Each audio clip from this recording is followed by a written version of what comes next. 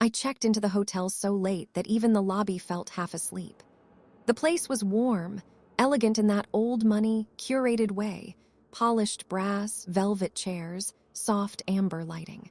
A woman at the front desk slid me a keycard with a sympathetic smile, probably seeing how drained I looked after the red-eye shift. "8th floor," she said. "Elevators to your right." I just wanted a hot shower and 6 uninterrupted hours of sleep. That was it, nothing dramatic, nothing strange. I'd spent the last 12 hours in turbulence, both in the air and with passengers, so the idea of a quiet room felt like a small blessing. The elevator doors opened with a smooth whisper. Inside, everything gleamed, dark walnut panels, gold trim, gentle overhead lights that hummed softly. No mirrored walls, which I actually preferred. Just clean, warm surfaces and the faint scent of citrus polish. Expensive, modern. Safe, I stepped in, tapped the button for 8, and leaned against the cool wooden paneling. The doors closed. The elevator began its ascent. At first, everything felt normal, steady hum, soft mechanical glide. But after a few seconds, I noticed the ride was unusually smooth. Too smooth. Like the elevator wasn't attached to anything real. No faint bumps, no shifts between floors, not even a change in vibration. Just one long, uninterrupted drift upward. I frowned at the panel. The floor indicator wasn't moving. It stayed on 8, glowing patiently, as if the elevator hadn't made up its mind about where it wanted to go. "Come on," I muttered. I tapped the button again. No change. Then, finally, a jolt, subtle but enough to snap me alert. The kind of jolt elevators make when stopping. The doors slid open. Only it wasn't the 8th floor. I stepped closer, expecting maybe a maintenance level that someone mistakenly accessed. But the hallway in front of me didn't belong to this hotel. The carpets were faded, patterned differently, and the walls were an outdated shade of yellowed cream. Old sconces flickered weakly. Some were burnt out completely. There were no framed vintage posters like the ones in the lobby, no polished surfaces, just a long, silent corridor swallowed in dim light. It looked abandoned. Not ruined, just neglected, like no guest had walked that floor in decades. I checked the panel again. The indicator still insisted we were on 8. I knew I shouldn't step out. Traveling for work means picking up certain instincts.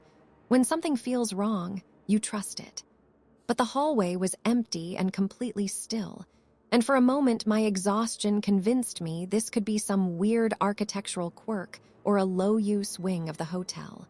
I leaned forward and looked left, then right. No sounds, no movement, just that stale, quiet air pressing against my ears. "Hello," I called out softly. No answer. My gut tightened. That was enough for me. I backed into the elevator and hit the closed door button fast, like someone might appear at the end of the hallway any second. The doors shut. The elevator resumed moving. This time the floor indicator flickered, glitching between numbers 7, 8, 12, 3 before going blank entirely. A thin, cold line crept down my spine. I told myself it was just a malfunction. Old buildings have quirks. Elevators glitch. Wires misfire. Floors get remodeled. But deep inside, under the exhaustion, under the rational explanations, something small and instinctive whispered a warning. I wasn't supposed to see that hallway, and the elevator wasn't done with me. The elevator didn't slow down the way it should have after leaving that strange hallway. Instead, it glided with the same unsettling smoothness as before. No floor shifts, no mechanical cues, nothing to anchor me to reality. Just that silent, weightless drift upward. I kept my eyes on the blank floor indicator, waiting for it to wake up again. It didn't. Another jolt, sharper this time. The doors opened. I held my breath, praying I'd see the normal 8th floor. Soft carpeting, bright sconces, a cleaning cart maybe, anything familiar. But the moment the doors parted, a different world stared back at me. This floor looked nothing like the one before, nothing like the hotel at all. Exposed concrete, industrial beams, Harsh fluorescent lighting that flickered in an irregular, sickly rhythm. The air smelled faintly metallic, like an old storage warehouse. Somewhere in the distance, something dripped steadily, sharp, echoing taps. It wasn't renovated. It wasn't abandoned. It simply didn't belong to anything connected to the building I'd walked into. My pulse thudded loudly in my ears. I stepped closer, not crossing the threshold, just trying to understand what I was looking at. The hallway stretched in two directions, but it didn't behave like a normal layout. The angles were slightly off, just enough that the corridor felt longer on one side than the other, as if the geometry had been stretched or pulled. "Hello," I tried again, quieter this time. Only the drip answered. I noticed something else, the temperature. It was colder here, humid in a way that didn't match the hotel's climate control. A faint breeze brushed past my face, from a hallway that shouldn't logically have ventilation. I held the doorframe, grounding myself with the feel of the polished wood beneath my fingers. This wasn't a glitch. No hotel had a floor like this tucked between guest rooms. I glanced back at the elevator panel. The screen had come back to life, but instead of numbers, a single dash blinked slowly. Steady, mechanical, like a heartbeat pretending to be digital. "All right," I whispered to myself, trying to steady my breathing. "This is just some weird detour. Worst case, I ride back down and tell the front desk the elevator is broken." It sounded reasonable, but something in my chest tightened as I sensed it. An emptiness inside that hallway, dense and expectant. Like someone had just walked through moments ago, and something else was waiting to take their place. I reached to press the close door button, and before my finger touched it, the doors slid shut on their own. Too quickly, too smoothly. The elevator lurched upward again, and my stomach dropped. I hadn't touched anything. The panel flickered, this time showing a number, 5, then 2, then nothing. I gripped the handrail, feeling the vibration change. The ride was no longer smooth.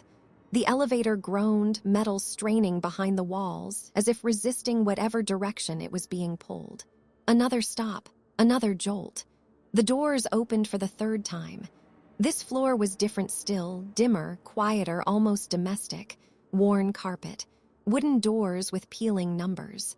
A hallway that looked like it belonged to a cheap motel from the 1980s, not the elegant, curated building I checked into. I stared, frozen in place. None of these floors made sense together. They weren't part of one building or one era.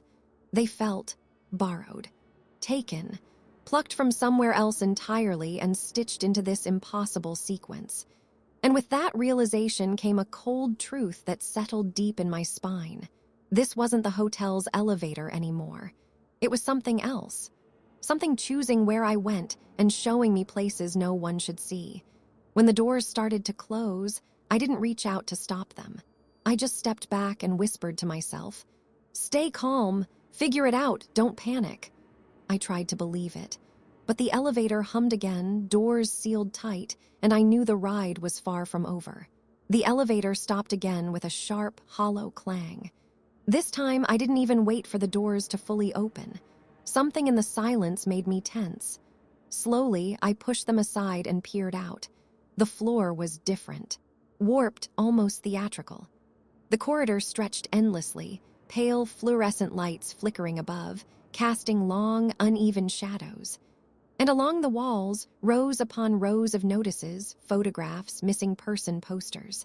Faces of people who had vanished months, even years ago. People who the world had never found. I froze. Names, dates, locations, each one real. Each one a story cut short. And then I saw it. My face staring back at me from a glossy, grainy photo tacked neatly among the others. Below it, a date, tomorrow, my disappearance. I stumbled back, pressing myself against the elevator wall. My hands shook so badly I almost dropped my bag. How could this be? I just checked in. I hadn't even been in this city for a full day. A sense of vertigo hit me, not just fear, but a creeping disbelief. My pulse drummed in my ears. No explanations, no reason, nothing made sense. I forced myself to look past my own photo. On the floor, tucked under a fallen notice, was something else. A small slip of paper, frayed at the edges. Scribbled in a tight, almost frantic handwriting were a few symbols and words. 2 steps back, 3rd button from the top. It only works before the last stop. I didn't understand it yet, but my stomach knew. Someone had left this for the next person. Someone who had been here before. Someone who had tried. The corridor seemed longer now, each poster staring at me with blank eyes. The fluorescent lights buzzed like they were holding their breath, waiting to see what I would do. My chest tightened as I realized I couldn't linger. Every second I spent here, the elevator, and whatever force was controlling it, was moving forward. I turned to go back, but the doors were already closing. I jumped forward, barely squeezing through. The elevator groaned, metallic and alive, and began to move again. This floor had shown me 2 things. 1, the elevator was not just malfunctioning. 2, others had been trapped here just like me. And if those people hadn't escaped, then maybe I wouldn't either. I leaned against the panel, trying to steady my breathing. My hand brushed a tiny scratch in the wood, etched numbers, faint and jagged. Another hint. Another piece. I swallowed hard. The ride was far from over, and I had no idea how many more floors awaited or how many more people had been swallowed before me. But one thought burned clearly in my mind. I had to pay attention. Every detail mattered. Because somewhere in this elevator, the way out was waiting. And if I didn't figure it out, I wouldn't get another chance. The elevator stopped again with a soft sigh, almost apologetic. This time, I didn't even glance at the panel. I already knew the number wouldn't make sense. The doors parted, revealing a hallway that was almost domestic. Dimly lit with worn carpeting, muted wallpaper, and closed wooden doors lined along each side. It smelled faintly of old paper and polished wood, a comforting scent that felt completely out of place. Too ordinary, too safe. But there was something wrong. I stepped out slowly, noticing details that didn't belong. A small table against the wall with a half-empty glass of water. The light on the floor beneath it faintly reflected, though no overhead bulb seemed bright enough. A chair slightly pulled out, angled as if someone had just sat and risen moments ago. A pair of shoes by the far door, tidy, polished, but covered with an odd layer of dust, like time had passed differently here. I froze. No one was around. The silence wasn't just quiet. It had weight. It felt like the air itself was holding its breath, waiting, measuring me. I realized this was different from the other floors. Here, the traces of life were more precise, more intentional. Not chaos, not random. I moved cautiously, my footsteps muted against the carpet. Every door I passed seemed to hold its own memory. A faint murmur of voices echoed behind one, laughter frozen in time. Another door creaked softly, though no wind stirred. My heart raced as I realized, if someone or something had been here, they were long gone, or maybe never gone. I noticed a small envelope tucked under the leg of the table. My hand trembled as I picked it up. Inside, a fragment of a note. Half of a message, like a puzzle piece. The timing matters. You can't pause it. You only get one chance at the last floor. I swallowed hard, the words sinking like ice into my chest. Others had left clues, yes, but here was the first real warning that this wasn't random. There was a pattern, a method. I took a careful step back to the elevator doors. They were still open, though nothing seemed to move inside. The hum of the machinery was faint but steady. I could almost imagine the elevator waiting for me, patient and unjudging, indifferent to my fear. Something small brushed my ankle, a gust of wind or maybe just my imagination, but I jumped and looked down. Nothing. Only the dull, reflective floor stretching ahead. I forced myself to breathe, to think. The fragments I had found on the previous floors, the symbols, the scratched numbers, the frantic notes, they were all pieces of the same story. This floor, with its silent reminders of life, added one more. A crucial piece, whispering the stakes.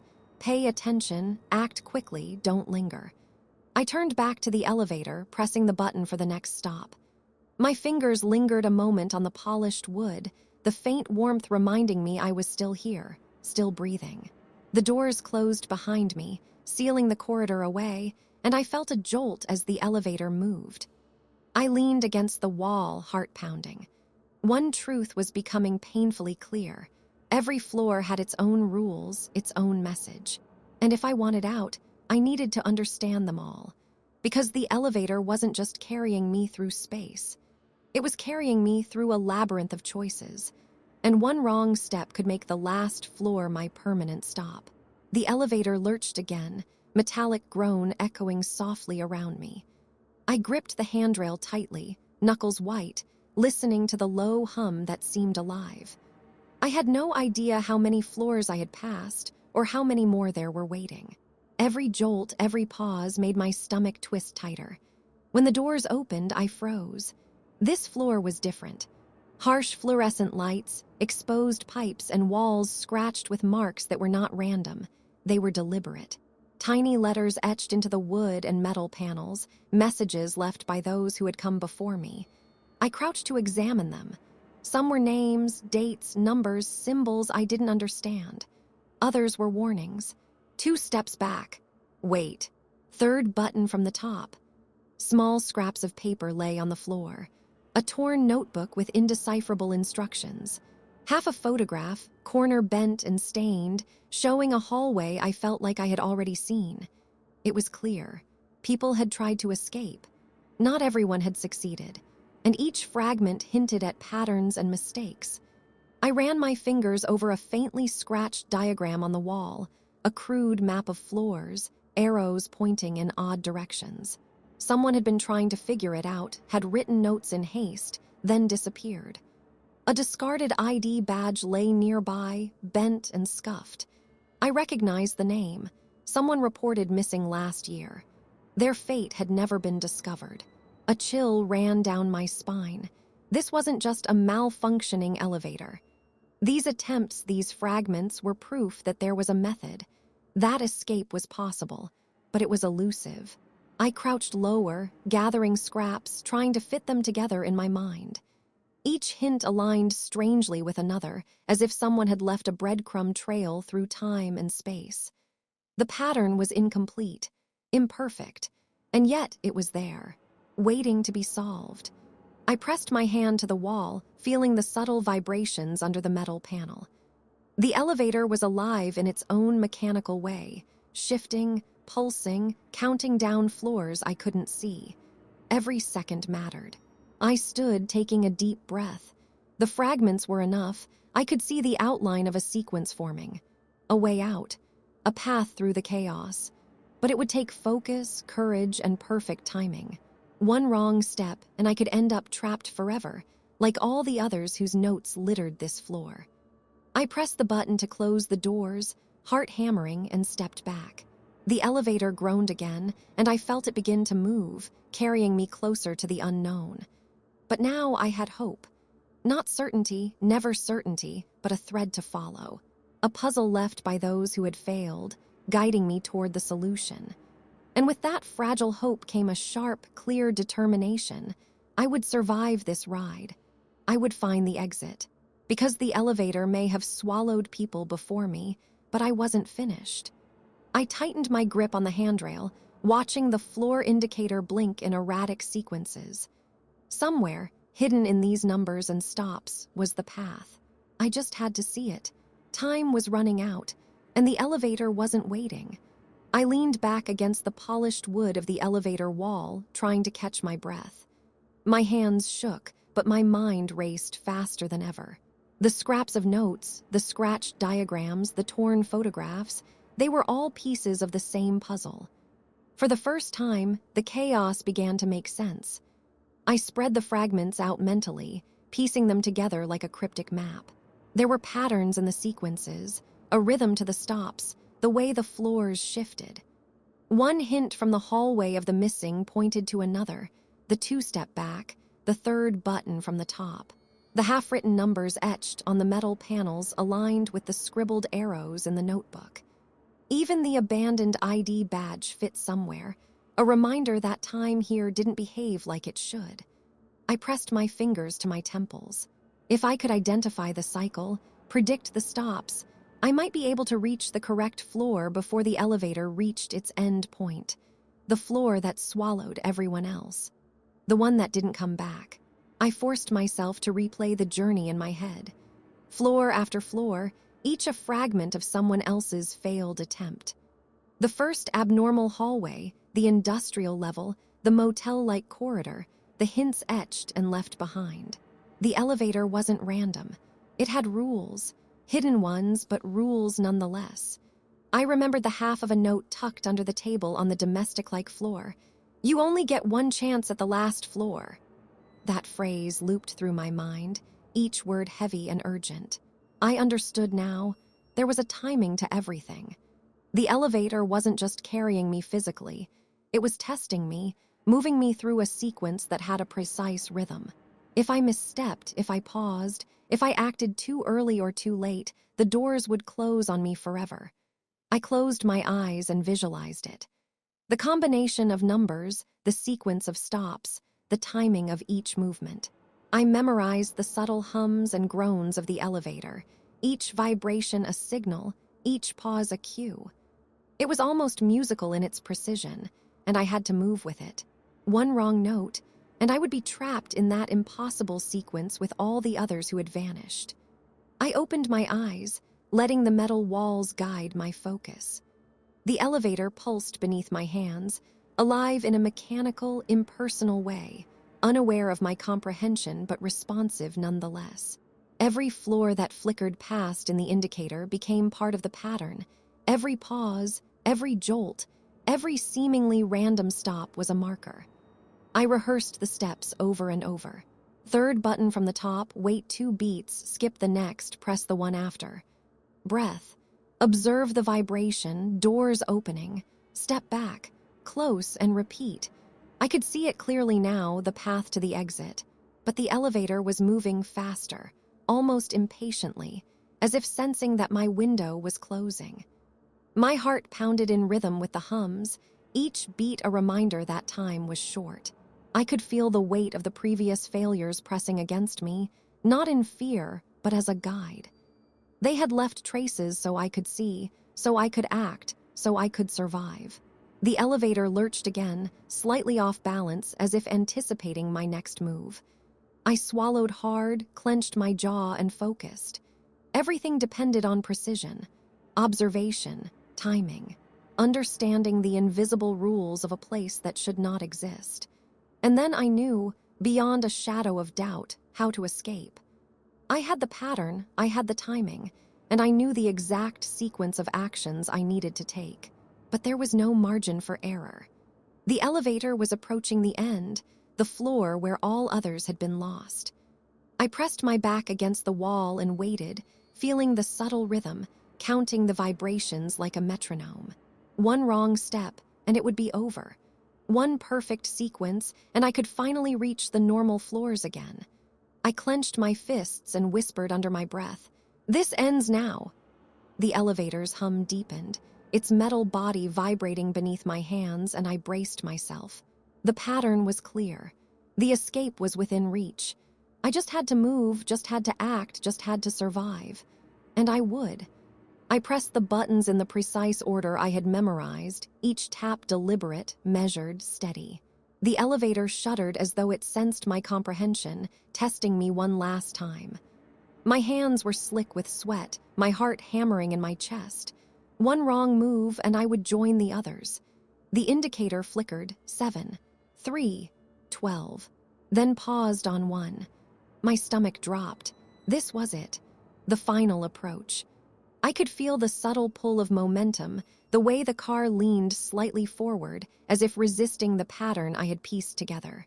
I held my breath and waited, counting the vibrations beneath my palms. 1, 2, 3, tap, tap, tap. The hum deepened, vibrating through my bones, a steady pulse like a warning heartbeat. The doors groaned open, slowly at first, then all at once. I flung myself forward and stumbled onto the corridor, familiar carpeting stretching ahead. Warm light from the wall sconces bathed the hall in the soft amber glow of a hotel at peace. My knees buckled as I sank to the floor, chest heaving, trying to catch my breath. I looked back. The elevator doors were closing inch by inch, as if reluctant to release me. I wanted to run after it, to jam my hand in the seam to stop it, but instinct screamed that I was out. I was finally out. I scrambled to my feet, tugged my bag over my shoulder, and moved toward the stairwell, each step measured, careful, as though the building could change its mind at any moment. Voices floated faintly from the lobby, normal, mundane. Guests chatting, the clink of glasses, a cart rolling down the hall. Life as it should be. I wanted to scream, to tell someone, anyone, what had happened. I wanted to explain about the impossible floors, the missing people, the warnings left in scratches and notes. But who would believe me? A red-eye flight, exhaustion, hysteria. The images in my mind of those other floors, the clues, the echoes of footsteps that were never there, no one would take it seriously. I paused near the elevator, just a glance, and froze. The button for the 23rd floor glowed faintly, a soft, burning orange in a hotel that only had 15 floors. My chest tightened, and I recoiled instinctively. I didn't need to wait for doors to open to understand. That light was a promise and a threat all in one. The elevator was patient. It waited, and it would come back. I turned away, moving toward the stairwell. My legs burned, my lungs ached, but adrenaline pushed me forward. Every fiber of me screamed to keep running, to put as much distance as possible between me and that impossible car. Outside, the night air was crisp, sharp against my skin, and I finally allowed myself a shuddering breath. The city was quiet, ordinary, unknowing. But somewhere behind me, in the hidden mechanics of that building, in the rhythm of pulsing metal, I knew the truth. I had escaped. But the secret of the elevator, of the floors, of all those vanished people, no one would ever believe it. I walked on, faster now, heart still racing, and the hotel receded behind me. Safe, yet never truly safe. And the elevator waited.